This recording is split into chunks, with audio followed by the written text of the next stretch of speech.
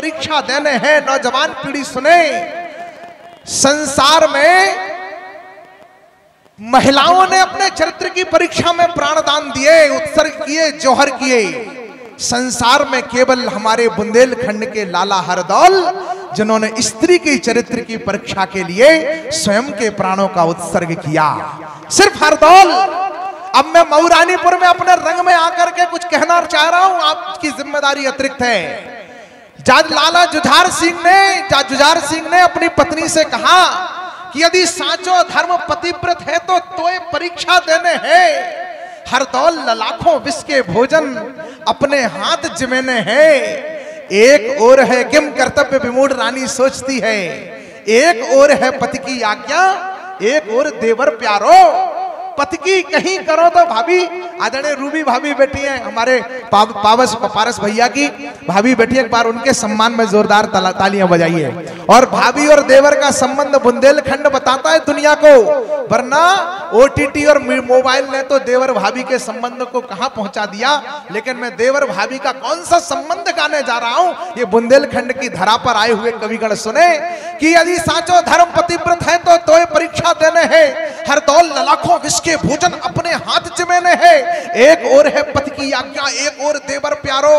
पति की कहीं करो तो देवर बिना मौत जावे मारो। विष भोजन को थाल परस दो, दो द्रगन से जल डारो। पूछत है हरदौल रुदन को कारण भोजी उच्चारो। हरदौल पूछते हैं कि माँ तुम मुझे रोज भोजन कराती हो, पर कभी रोती तो नहीं थी, आज ये रो क्यों रही हो? तो रानी ने कहा कि बड़े शर्म की बात है लाला, कूट कूट के विष डारो। मेरे पति आपके भ्राता, उनको पन पूरन पारो। तो हरदौल ने जो कहा, हरदौल ने कहा कि धन्य धन्य हे धन्य भुजाई, बचन न भैया को टारो। और बड़े गर्व की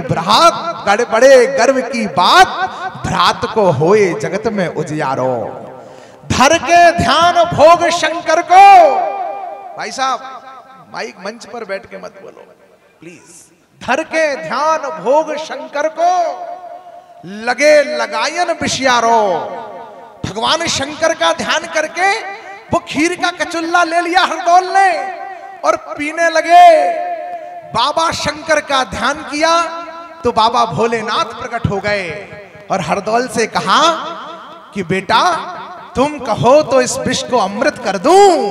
हरदौल ने हाथ जोड़ लिए और कहा भगवान इस विष को अमृत मत करना, अगर आपने अमृत कर दिया तो लोग ये समझेंगे कि मेरी भाभी ने जहर नहीं मिलाया होगा और उनके चरित्र पर लोग संदेह करेंगे, इसलिए इस विष को अमृत मत करना।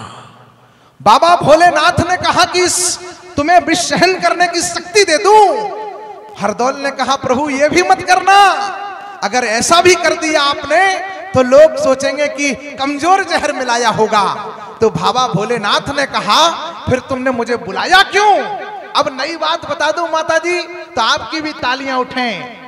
हरदौल ने कहा कि बाबा तुम्हें व्यर्थ में नहीं बुलाया है, मैंने तुम्हें इसलिए बुलाया है कि इसे हे महाकाल, हे अविनाशी, बस आप समय से ऊपर हो। सृष्टि के आदि से अंत तलक हे शिव शंभु अविनश्वर हो। इस धरती अंबर सृष्टि का जब तक भी अस्तित्व रहे, लाला हरदौल ने जो वरदान मांगा अंतिम समय में भोलेनाथ से, उस पर पूरे मऊरानीपुर की तालियां कोटते हुए देखना चाहता हूं कि इस धरती अंबर सृष्टि, इस धरती अंबर सृष्टि का जब तक भी अस्तित्व रहे, इस धरा गगन पर स्थापित मेरी माता का सत्व रहे।